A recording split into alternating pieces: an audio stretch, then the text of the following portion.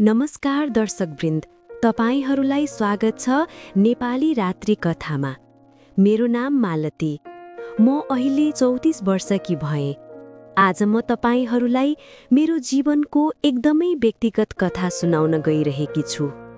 यो कथा केवल मेरो होइन, यो ती हरेक नारीको कथा हो जसले जीवनमा पीडा, सङ्घर्ष र पुनर्जीवनको यात्रा तय गरेका छन्। यो कथा मेरो हाँसो, मेरो आँसो, मेरो कमजोरी र मेरो शक्तिको कथा हो।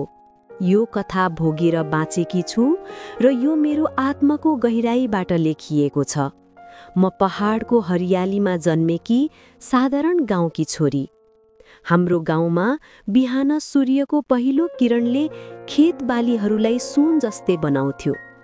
मेरा बाबा आमाले मलाई सधैँ माया गर्थे, तर उनीहरूको सपना सधैँ एउटै थियो, छोरीलाई राम्रो घरमा बिहे गरिदिने।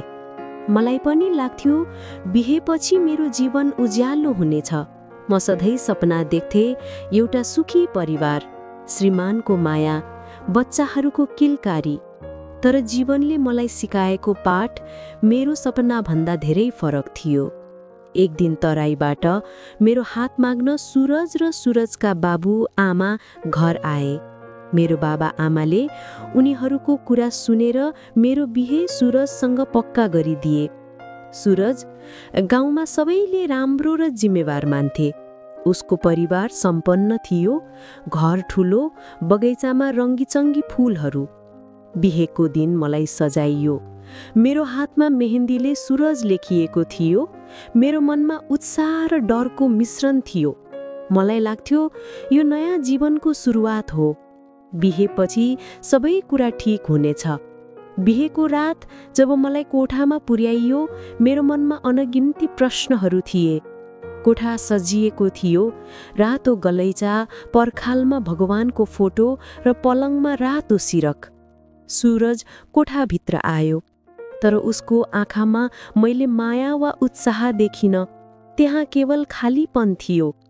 उसले मलाई लामो समयसम्म हेर्यो र बिस्तारै भन्यो, मालती, म तिमीलाई केही भन्न चाहन्छु, तर उसको स्वर रोकियो।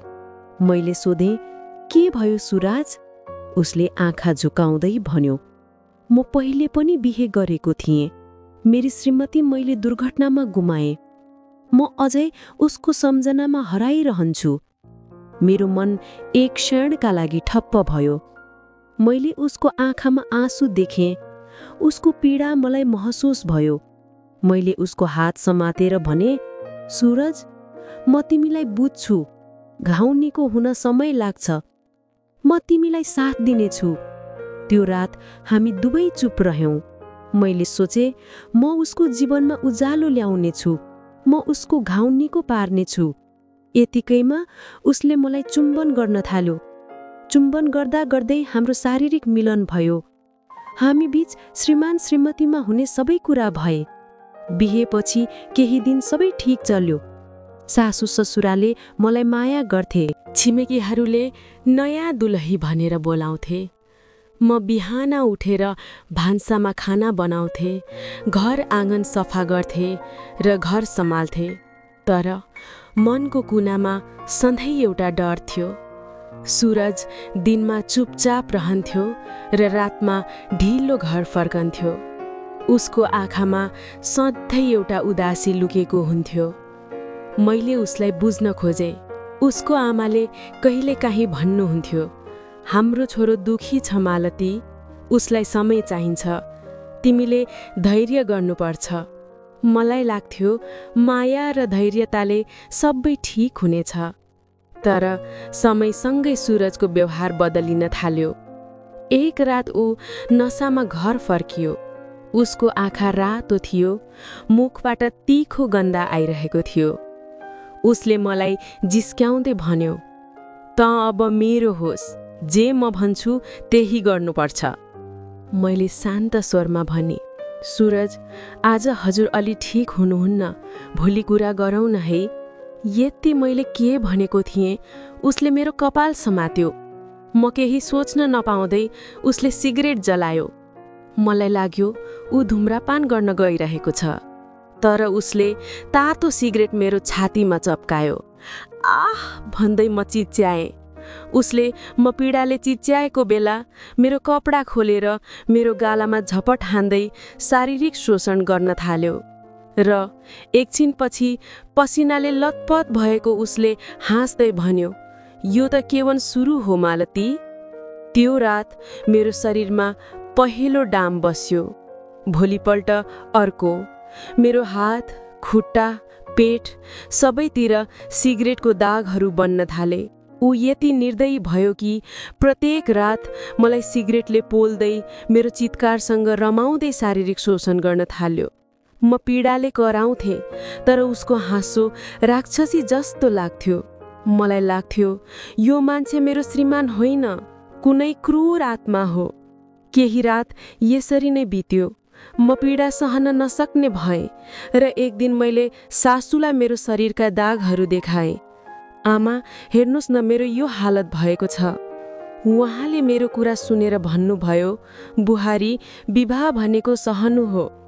छोरो रिसाउँछ भने तिमीले चुप लाग्नुपर्छ। मैले फेरि भने, तर आमा, यो त अति भयो। बढी कुरा नगर मालती, बाहिर यो कुरा नफैलाऊ। मेरो मन टुट्यो। मलाई लाग्यो यो घरमा मलाई कसैले बुझ्दैन। म केही नबोले पनि मेरो शरीरमा दागहरू थपिँदै गए र मनमा नीलडामहरू बन्दै गए। म एक्लो भएँ। सुरजको अत्याचार दिनरात बढ्दै गयो। मलाई हरेक रात डर लाग्न थाल्यो। तर एक दिन मलाई थाहा भयो म गर्भवती छु। मेरो मनमा एक झिल्को आशा पलायो। मैले सोचे, सायद यो बच्चाले सुरजलाई बदल्ने छ। सायद यो बच्चाले हाम्रो जीवनमा उज्यालो ल्याउने छ। तर मेरो यो आशा धेरै दिन टिकेन। एक रात सुरज फेरि नसामा घर फर्कियो। मैले उसलाई मेरो गर्भको कुरा सुनाएँ, तर उसले रिसाएर भन्यो, मलाई बच्चा चाहिँदैन। उसले मेरो पेटमा लातले हान्यो। म भुइँमा लडे। मेरो आँखा अन्धकार भयो। जब होस आयो, म अस्पतालमा थिएँ। मेरो गर्भ खाली थियो। मेरो बच्चा मरिसकेको थियो। म रोइरहेँ, तर सुरजले कुनै फरक परेन। उसको आँखामा कुनै पश्चाताप थिएन। मेरो जीवन अब पीडा बनिसकेको थियो। मलाई लाग्थ्यो यो संसारमा मेरो कुनै ठाउँ छैन। म आत्महत्याको सोचमा पुगेँ। तर एक दिन छिमेकी सीता दिदी मेरो घरमा आइन्। उनले मेरो शरीरका दागहरू देखिन्। उनले मेरो आँखामा लुकेको पीडा पढिन्। मालती, यो सब म के देखिरहेकी छु? उनले भनिन्। तर आत्महत्या समाधान होइन। तिमी कमजोर छैनौ। तिमीले लड्नुपर्छ। मैले आँसु पुस्दै भने, दिदी, मसँग शक्ति छैन। उनले मेरो काँधमा हात राखेर भनिन्, शक्ति तिमी भित्र छ मालती। अब समय आएको छ, प्रतिकार गर। उनका शब्दहरूले मेरो मनमा आगो सल्कायो। मलाई लाग्यो म अब चुप लागेर बस्न सक्दिन। मैले गाउँका केही साथीहरू र छिमेकीहरूसँग कुरा गर्न थाले। उनीहरूले सुरजको व्यवहारबारे पहिलेदेखि नै थाहा पाएका रहेछन्। उसको पहिला श्रीमतीले पनि पीडा सहन नसकेर आत्महत्या गरेकी रहेछिन्। उसले यसरी नै पीडा दिएर मारेको रहेछ। तर डरले कसैले बोलेका थिएनन्। हामीले योजना बनायौं। सीता दिदी, गाउँका केही दिदीबहिनीहरू र केही पुरुषहरू जो सुरजको अत्याचारबाट आजित थिए। हामीले एक रात छान्यौं। त्यो रात सुरज नसामा लडखडाउँदै घर फर्कियो। उसले फेरि मेरो हात समातेर अपमान गर्न खोज्यो। तर यसपटक म डराइन। ढोका खुल्यो र 10-12 जना भित्र पसे। आज तेरो अत्याचार समाप्त हुन्छ सुरज, सीता दिदीले चर्को स्वरमा भनिन्। उसलाई पलङमा बाँधियो। पहिलो चोट डन्डाले हानियो।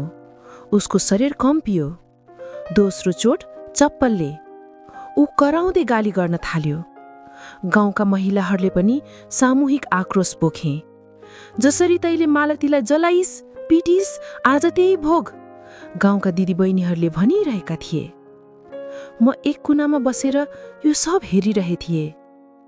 मेरो मन मौन थियो। तर मेरो आँसु बगिरहेको थियो। ती आँसु पीडाका थिएनन्, राहतका थिए। मलाई लाग्यो म अब स्वतन्त्र छु। त्यस रातपछि मलाई पहिलो पटक महसुस भयो म केवल पीडित होइन, एक बलियो महिला हुँ। सुरजलाई गाउँलेहरूले प्रहरीको जिम्मा लगाए। मलाई थाहा छ मेरो शरीरमा सधैँ दागहरू रहनेछन्, तर ती दागहरू अब मेरो कमजोरी होइनन्, मेरो सङ्घर्षको साक्षी हुन्। मैले गाउँमा महिलाहरूलाई एकजुट गर्न थालेँ। हामीले एक समूह बनायौँ जहाँ हिंसाबाट पीडित महिलाहरूले आफ्नो कथा सुनाउन सक्थे। मलाई लाग्छ मेरो कथाले अरूलाई पनि बोल्ने हिम्मत दिनेछ। आज म यहाँ उभिएर तपाईहरूलाई मेरो कथा सुनाउँदैछु। मेरो शरीरमा अझै दागहरू छन्, तर ती दाग मेरो शक्ति बनेका छन्। साथीहरू, कथा कस्तो लाग्यो कमेन्ट गर्नुहोला। राम्रो लागे लाइक र शेयर पनि। यस्तै रोचक, रमाइलो र भावनात्मक कथा सुन्न यस नेपाली राति कथा नामको च्यानललाई सब्स्क्राइब गर्न नबिर्सिनुहोला। अर्को कथामा अरूसँग फेरि भेट हुने नै छ। म मालती तपाईहरूसँग बिदा चाहन्छु। धन्यवाद।